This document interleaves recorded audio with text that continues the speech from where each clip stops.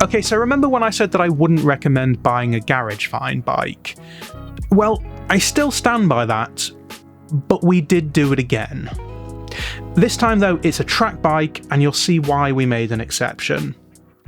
So first of all, this is a bike that will be sitting with our mechanic Bertie in his garage, but we managed to find a K1 Suzuki GSXR 600 track bike with quite a few extras on it. Now before we get on to those, it's worth pointing out that while this is a 2001 model, it's actually fuel injected, not carbed. This is one of the first sports bikes to bring that in as standard, but that's just a little extra detail, that's not what caught our attention. The guy that we got it from was a former Isle of Man TT and Manx Grand Prix racer. It's technically road registered, but has never been on the road. It also has no key and has had a fair amount of the electronics removed, but for good reason.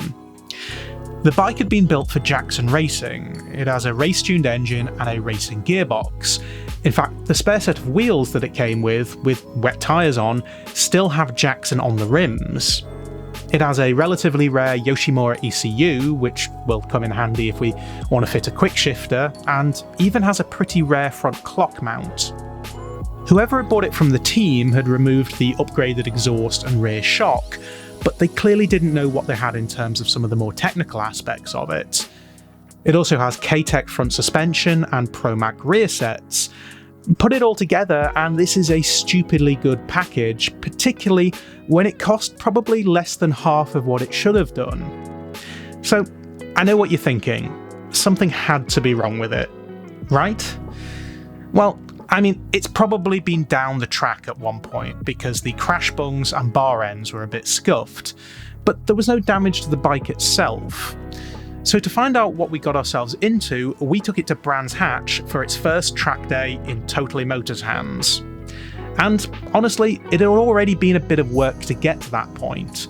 Bertie's Kawasaki 400 wasn't playing ball, so had to borrow a well-loved Suzuki SV650 from the same guy that we bought our ZX6R from, and his cousin Paolo had joined us, but his Ninja 300 needed a little work too. As a side note, Bertie's now fallen in love with the SV650, so maybe we'll have our own little classic Suzuki racing thing going on in the future. We'll see about that. When we got to Brands, all was good. The Gixxer fired up, flicked through the gears, no problem, but then when we dropped it from the paddock stand to have it noise tested, it just cut out. After missing the first session and pulling the clutch adjuster apart, Bertie managed to get it to a point where it could be ridden, but would still need some work. But then it started making a nasty grinding noise, and clearly something wasn't right. To be fair, the bike had been sat for quite a few years, and there's always going to be some teething problems. But ultimately, it seemed like there was a clutch issue and it simply wasn't going to make it out onto the track. We thought maybe it just needed some more oil, but no, it's something more than that. Fortunately, a very nice man named Joe came to our rescue and let me ride his racing Suzuki Bandit for the day, so it wasn't a completely wasted trip. But seeing as I was still learning the track, at least on two wheels anyway, we thought we'd give the Gixxer one last chance in the final session of the day. I mean, it's perfectly possible to ride around in one gear, so I thought I'd head out, get it up to third, and just take it easy at the end of the day. Well, it teased me and then said no. I managed to get it to the end of the pit lane, and then it just lost all drive. I was left pushing it back to the garage.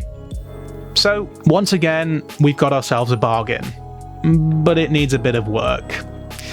We'll take the winter to pull the clutch apart, see what's going on in there, and then we may fit a slipper clutch and maybe even a quick shifter, and we'll get it out next year, see what it can really do. But all in all, while the GSXR didn't make it out onto track, we still had a very good day. And it just goes to show that there's a real community around these track days. I mean, I'd never met Joe before, and there I was spanking his Suzuki Bandit around the track, when I'd never even ridden Brands Hatch on a bike before. The last time I was at Brands Hatch was a decade ago in a racing Mini. Bertie was also on a bike that he'd borrowed at the last minute, and we got to share some track time with his cousin and some newfound friends too. Not to mention getting to see some lovely bikes on track as well. But unfortunately, you do also get the guys that are on stupidly quick bikes but don't know what they're doing, that just shoot past you in dangerous places and generally get in the way. But that's what happens when you're in a novice group. It's a big mix of different abilities. And also, unfortunately, for some people, it can also go wrong. As much fun as it is, there's always risks involved. Thankfully, all riders were okay, even though there are a few bikes that weren't. But this is definitely a watch this space video because the GSXR will return. Until next time though, I'll see you later.